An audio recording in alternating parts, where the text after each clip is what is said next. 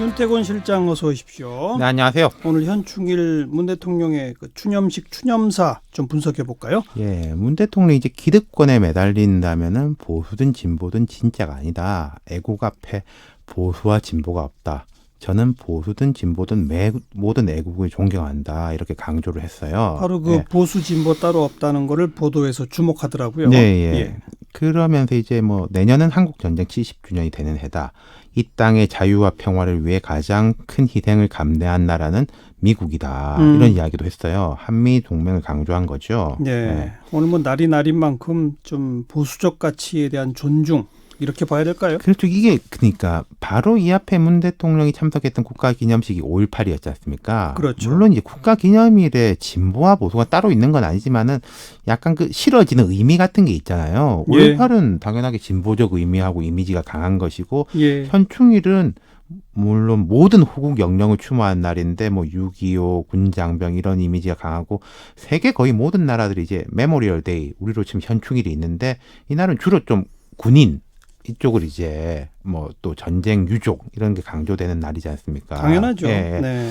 근데 이제 그렇게 쭉 이야기를 하다가 문 대통령이 보수 진보 따로 없다라고 하면서 뭐 예컨대 최명신 장군 그 월남 파월 사령관이었지 않습니까? 예. 그 이야기를 하면서 또 그 김원봉 선생을 이야기를 했어요.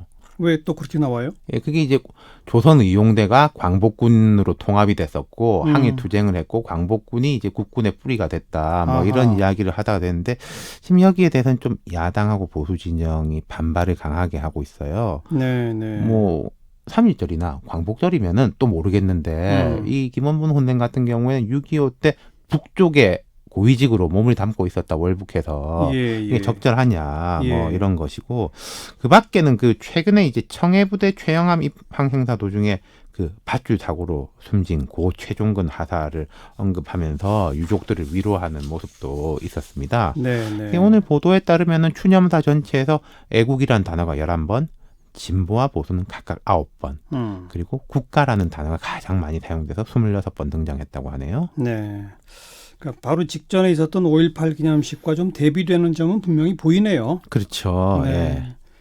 그때 이제 또 황교안 대표가 사실 좀 곤혹스러운 상황을 겪기도 하고 광주에서 또 뭐 김정숙 여사의 악수 패싱 논란도 있었잖아요. 오늘은 악수했다면서요? 네, 그 논란이 있어서 그런지 아주 이제 눈을 맞추면서 두 사람이 웃는 얼굴로 악수를 했고 문 대통령이 이게 이런 행사가 있으면 앞줄 사람들만 보통 악수하면서 쭉 가거든요. 예. 나경원 원내대표하고 이인영 원내대표가 그 의전상 둘째 줄에 있었는데 이 팔을 쭉 뻗어가지고 이제 나경원 원내대표 뭐 하고도 악수를 했는데 이건 이제 드문 장면인데 보기 좋았습니다. 네.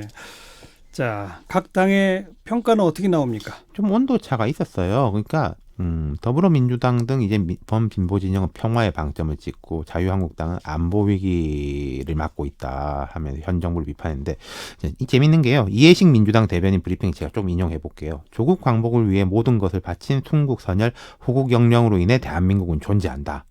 한반도의 항구적 평화 기반으로 통일 대한민국을 향해 나아갈 수 있는 근거와 힘도 그 위대한 희생 때문이다. 이런 것이고 전희경 한국당 대변인은 오늘의 대한민국이 존재할 수 있는 것은 국가가 위기에 처하고 국민의 생명이 위협받았을 때 목숨을 바친 선열들이 계셨기 때문입니다. 첫 문장 뭐 거의 똑같습니다. 똑같죠. 한 단어 두 단어만 다르고. 근데 두 번째 문장은 확 차이가 나죠. 전희경 대변인의 두 번째 문장은 6.25 전쟁에서 사선을 함께 넘었던 자유의 동맹들마저 외교 파탄으로 멀어져가고 대한민국은 고립무원의 길로 들어서고 있다. 눈물, 땀, 피로 지켜낸 대한민국은 북핵 위협 속 초유의 안보 위기를 맞고 있다. 이렇게 말을 했고 그 김원봉 선생 그 이후에는 좀 더 거친 공방들이 오가고 있어요. 네. 외교 파탄에 주목한 게 야당이로군요. 그렇죠. 맨 처음 이 순국 선열이 있어서 오늘의 우리가 있다. 이것만 똑같네요. 그러게요. 네. 그러니까 이게 그래서 그런지 지금 뭐 청와대나 여야가 말로는 물밑으로 접촉을 하고 있다 이러는데 내일 원래 이제 여야 대표 청와대 회동하자고 한 날이잖아요. 근데 이제 3+1이냐 5+1이냐 해서 더 안 좁혀지나 봅니다. 안 좁혀져요? 예, 현재까지는. 그럼 9일부터 문 대통령 해외 순방인데. 그렇죠. 그리고 그게 이제 한 일주일쯤 걸리는데 그리고 좀 며칠 있으면은 이달 말에는 일본에서 G20이 있고 또 그걸 계기로 트럼프 대통령도 방한하고 이런 외교 일정들이 쭉 있는데 그럼 국내 정치 정상화는 또 쭉 밀리는 거 아니냐. 예. 제 생각에는 만일 7일 날 회동이 안 되면은 대통령 순방 이후에 G20까지 좀 짧은 며칠이 있거든요. 네. 이때는 뭘 좀 정말로 해야 되지 않나 그 생각이 드네요. 뭐 벌써 한 달 전부터 계속 이제는 뭐 해야 되지 않나 했어요. 이미 늦었죠. 늦어도 많이 늦었죠. 답답합니다. 예. 윤태권 실장 수고하셨어요. 감사합니다.